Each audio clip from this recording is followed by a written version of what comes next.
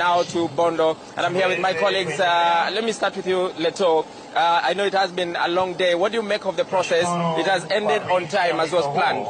Well, indeed, it was expected that by 3 o'clock, the viewing of the body of the late former Prime Minister Raila Odinga will be concluded, so that to provide a space for that body to be taken again all the way to Bondo, that is Mihang'o, Jaramogi. But as the original plans were to have this matter concluded by, the viewing concluded by 3 o'clock, so that the body leaves by road from Mamboleo here in Kisumu all the way to Bondo by road, but that has really proven impossible because already the body has to get to Bondo on time. But already on the road, it is expected that several mourners are also, stationed in different towns before Bondo and could delay the body from getting to Bondo, where another ceremony is supposed to be prepared for the evening talk. Okay, perhaps Seth, because I know you understand the topography and the towns around here,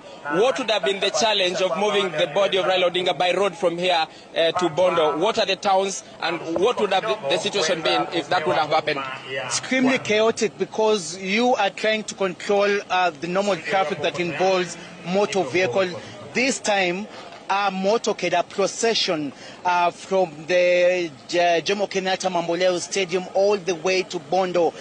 Now, you have to consider the exit routes from the Kisumu city. First and foremost, the dual carriage only ends at the Kisumu International Airport from Kisumu CBD, meaning that all the way, the about 15 kilometer stretch from where we are to the kiwanja-ini junction, which now diverts on your left to Bondo, and when you go all the way, you go all up to Luanda, you go up to Maseno, Luanda, then Busia.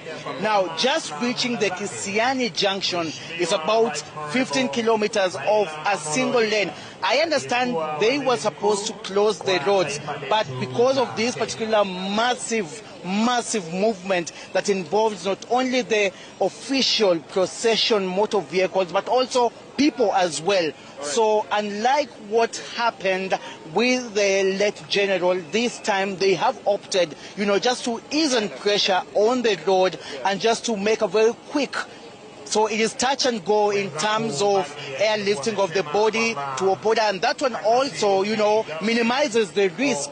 Already we've seen quite a number of people, even here, who, just were forced to have first aid, services. So in terms of the logistics, it was going to be almost a nightmare, because you have thousands of people who've been here. Some have not even left, escorting this particular cortege through a very official military procession all the way to Bondo. What's supposed to be a 75 kilometers distance could have ended up becoming a 6-hour journey. Yeah, and we saw that nightmare at JKIA on Thursday when the body touched down. And Leto, you are in India. You airlifted the body from Mumbai to Nairobi, and we saw that challenge, and I think they were avoiding that. But now coming back to the events of the day here, it was some sort of a serenade and entertainment session.